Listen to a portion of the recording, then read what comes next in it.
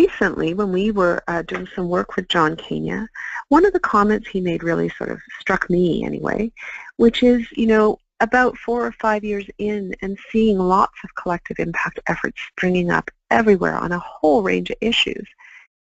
His observation is collective impact, when it's done well, actually invites each and every player to stand still and be open to seeing that the way that you've always done things has part of the problem as well, and that the way forward may also require all the different partners to shift and change how they think about things. And if we're not willing to sort of make those mindset shifts and recognize how we're doing things differently, then it's not going to get us where it is we hope we need to get to. So if we can move to the next slide, I just want to go over for us what are 3 core shifts or changes in how we think about things that collective impact offers to the leaders of that effort and everyone involved, frankly. So the first real shift is inviting us to rethink who needs to be involved in this initiative. What the call of the multiple sectors coming together is about is reminding us we don't want the same old people that we always work with to be the only people who are involved in the collective impact effort. Often the most important innovations come from bringing people who we wouldn't normally talk to, who share a common passion about an issue. So we want to make sure particularly that we have the voice of the lived experience of our issue embedded at multiple levels throughout a collective impact effort, both at the steering committee level and at the working group level. Sometimes that takes a lot of time to build trust and clarity, but what I think folks with the lived experience of the issue bring to the table, which is critical for everyone, is that sense of the urgency of the issue and also a practicality about what solutions will work and which ones won't. And why? Okay, if we can go to the next slide. The second big mindset shift is really changing how people work together. So beyond creating the common agenda and that commitment around a common intent, it is that the need in a collective impact effort to both balance content expertise and best practices and promising solutions that have worked effectively in other jurisdictions and blend it effectively with context expertise.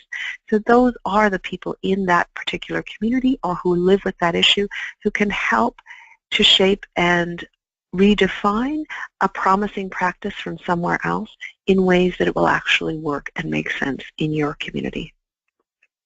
And lastly, it really is about allowing these multiple perspectives time to dialogue with one another and really spend time collectively seeing your shared issue from each other's perspective, learning from each other and from the data by stepping back and looking at our issue in new ways, and then ultimately challenging ourselves and each other to rethink how we're framing the problem. And when we change how we're looking at the problem or how we're defining it, it's astounding sometimes how new opportunities will emerge from that. So if I think about it, a great example coming from the work of the Forum for Youth Investment in the United States was a recognition when they brought multiple players together that each one of them was funded to deliver programs for youth that were focused on preventing problems. So preventing drug use, preventing teen pregnancy, preventing involvement with the criminal justice system, preventing them from graduating from high school. And when they all got together and mapped out what was important, and a reframe that emerged was that a child who is problem-free isn't the same as a child who's ready for life. And that there's a lot of great literature that helps us to define and understand what readiness looks like, and the fact that it's not necessarily embedded in any curriculum. And that in framing their issue differently then helped reveal a whole host of opportunities for innovation and new solutions. Okay, if we can go to the next slide. Third big mindset shift is to move beyond thinking solely about programs to really being intentional about how do we shift the system.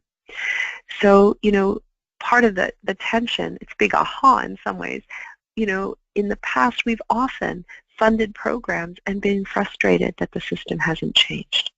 But frankly, if you're going to change the system, that has to be intentionally kind of thought through and built into your work plan, distinct and different from any programs you might deliver.